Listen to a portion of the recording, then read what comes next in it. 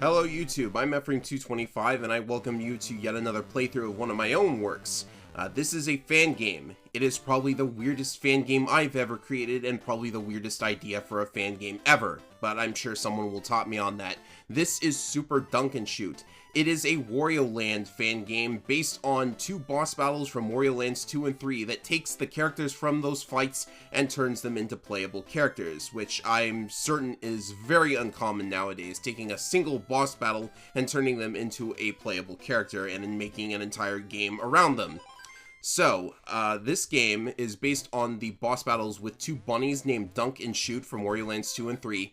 The idea in those battles was they would challenge Wario to a game of ball, only thing is you have to use your opponent as the ball, instead of just, having a regular ball. So I decided, hey, let's turn that into an entire arcade game. We can make it based on the classic Mario Brothers game from all the way back in the day. So here it is, Super Dunk and Shoot. I am playing as Dunk, the basketball bunny, of course. And it's as you see, you have to bounce on your enemies to turn them into balls and then hopefully get them into the hoops at the top of the screen. You can play as the other bunny, the soccer bunny, who is creatively named Shoot. These are creatively named bunnies, I assure you. But they weren't my ideas. They are apparently the official names of these two characters. So, yeah, you can look it up on the wiki. I don't know. They used to be just called the Ball Bunnies, which led people to assume that they were both the same bunny, but apparently they're not. Wario Land canon. I suppose it is a little bit weird for one of the bunnies to belong to a group of pirates and the other to be trapped in a music box along with everybody else who was cursed inside that music box from Wario Land 3, but whatever. So yeah, you see where I got the idea from. I don't know what else to say. I may have made it just a little bit too difficult to get the balls into the baskets at the top of the screen. If you were playing as Shoot, who is the soccer bunny, you would just have to kick them into the goals at the bottom of the screen, which was a lot easier to play around. I didn't really know if I could, make it so that playing as Shoot would be any more or less difficult, or at least different from Dunk. So yeah, I just kind of let the gameplay mechanics roll with whatever I threw at them. So I would just throw enemies at them. We've seen two enemy types so far. The Goombas are pretty simple, just jump on them and put them in the hoops.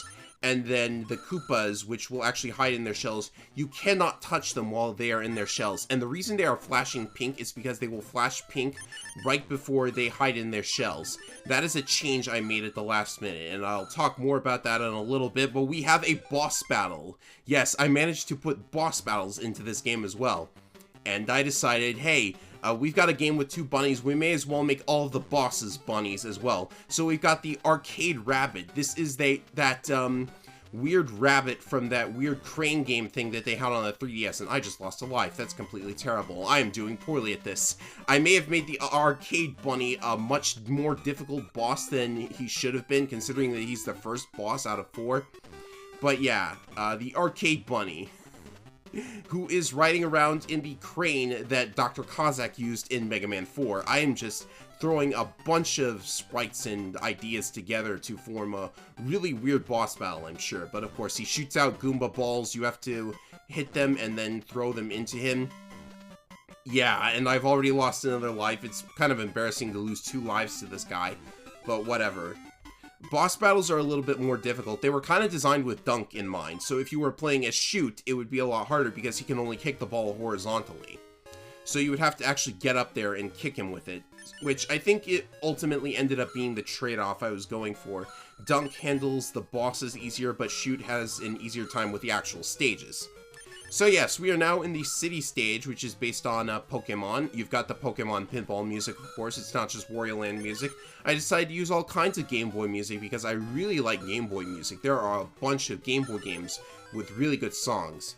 So anyways, onto the enemies that are new for the stage. Well, actually, I could talk about the Koopas first. The reason I made the Koopas flash pink before they go in their shells because one too many times while I was testing this, I would jump on the Koopa right as he was about to go into his shell, and I would take a hit from that. So I decided there's got to be a way for them to telegraph that they are about to go in their shells. So that's why they flash pink. So for enemies in the stage, you've obviously seen Pikachu at this point, but the origin of that Pikachu sprite is probably going to be very strange to you. So there is this bootleg Pokemon game. It is a hack of a Smurfs game, and it is called Pocket Monsters Go Go Go, I think. I think that was the name. But anyways, it changed all of the Smurf sprites into Pokemon in order to try to pass it off as a Pokemon game. This was very common back in the day. You would have these illegal bootlegs that would change the sprites over to Pokemon in order to try and pass it off as a Pokemon game to make it sell better. So that's where those sprites come from. They're unironically really good sprites in my opinion, although Pikachu looks a little tubby in my opinion. But then again, based on his Gigantamax, maybe that's to be expected. So Pikachu was not the only enemy that I took from... Actually, Pikachu was the playable character in that game, but he's not the only sprite I used. Here comes the Meowths that throw pies at you. Yes! So, again, in the bootleg game that I just mentioned, an enemy was a Meowth that would throw pies at you. So I thought, we've got to port that over to this game. If I'm going to use the Meowth sprite, I've got to have him do the same thing as he did before in the game. So yeah. So as you can see, you score more points if you make successive baskets, but yeah, I kind of messed up there. I was going for a 3,000, but that didn't exactly work out. But hey, whatever. So this game has 2-player support. You can, if you have 2 controllers, or I guess one player's at the keyboard and the other's at a controller or something like that, it's really hard to play 2-player with both players at the keyboard. I don't know why I tried to make that happen, but I did. But anyways, there's 2-player support, so 2 people could be playing at the same time and competing to get as many goals as possible. And if you get more goals than your opponent, you've actually got a point bonus, which is kind of important because you get an extra life every 50,000 points if you're playing for pure survival to see how many loops you can do. Yes, when you beat this game, it just loops back to stage 1. I only put in 20 stages and 4 boss battles total because, you know, this wasn't really supposed to be a super huge thing. Like, it's a fan game, and I am at the point where I can develop my own games, which are not copyright infringing. Of course, you know, I still like to make a fan game every now and again, or a ROM hack or something, because, you know, this is, these characters, I just think Dunk and Shoot are really great character ideas, and I don't know why they haven't shown up in any other games. They should get their own spin-offs. They should get their own game franchises. I guess I'm just that big a fanboy for these two, I don't know. So anyways, the second boss is Gigantamax Cinderace. I guess a Pokemon based on a bunny counts as an actual bunny, but, you know, if you want to argue with that, go ahead. I think this boss is a lot easier than the first one at the end of the day, because you just have to sit under the platform for safety, and then you can just come out of your safe spot in order to throw Pikachus at him.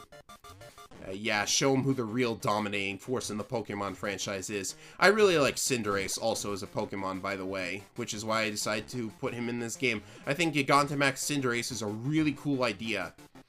And, yeah, not a lot of people, well, you know, I'm sure Cinderace has his fans, but, you know, I see a lot of people just kind of dunking on him like I am right now, because I'm playing his Dunk. That's such a stupid pun, I apologize, but yeah.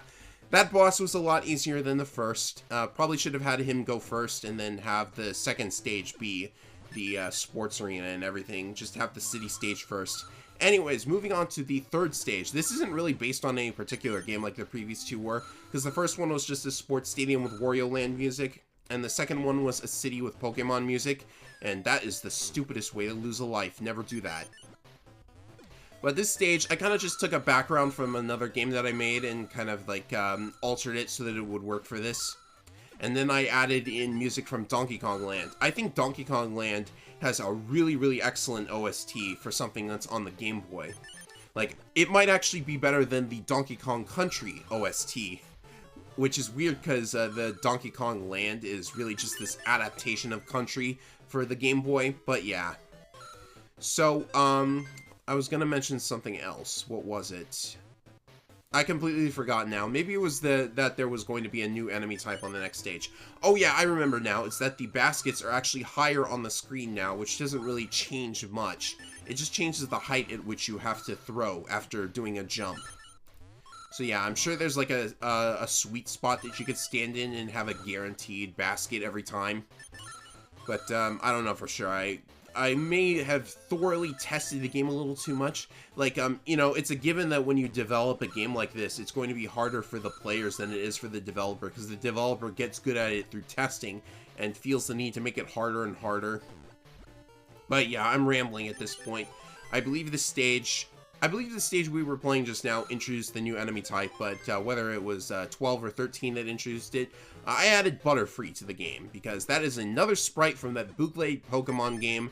I didn't really know what else I could use for enemies, because I needed the enemies to have a very specific sprite size.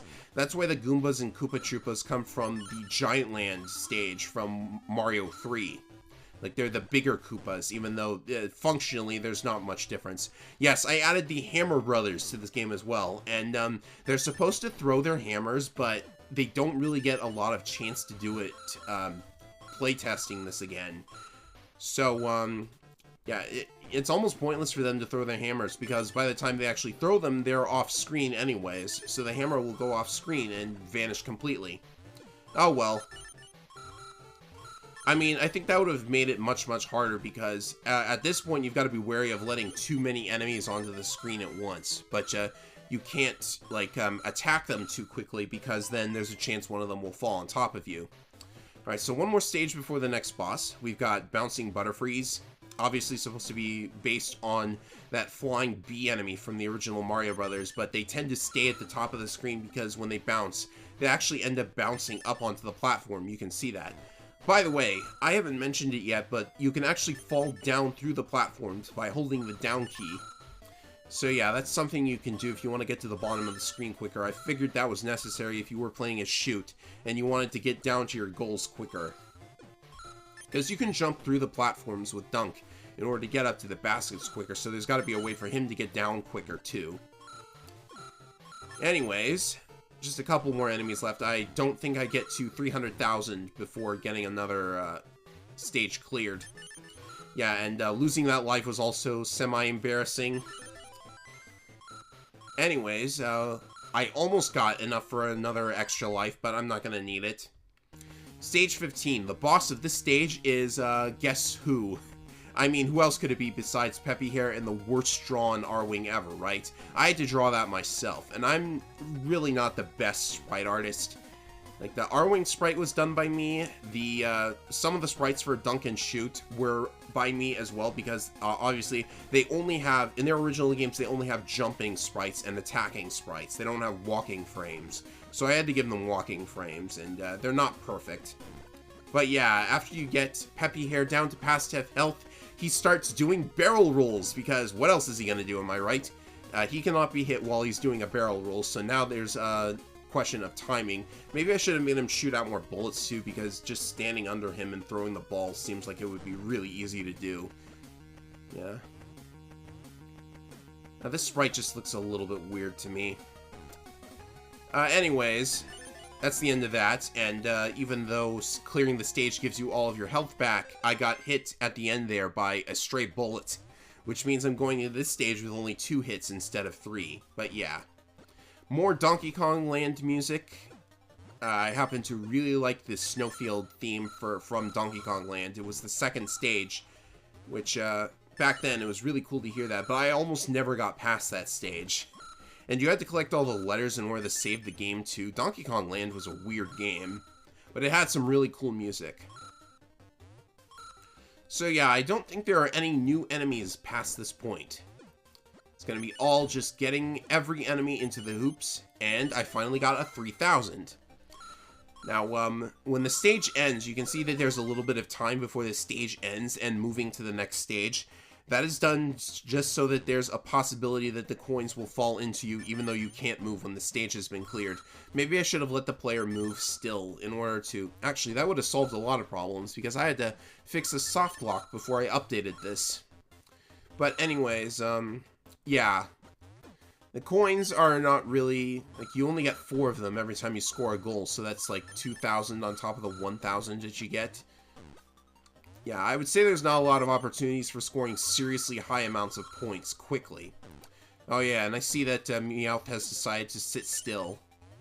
I suppose that's not that huge a deal. I wonder why he's doing that, though. Coding problems, gotta love them.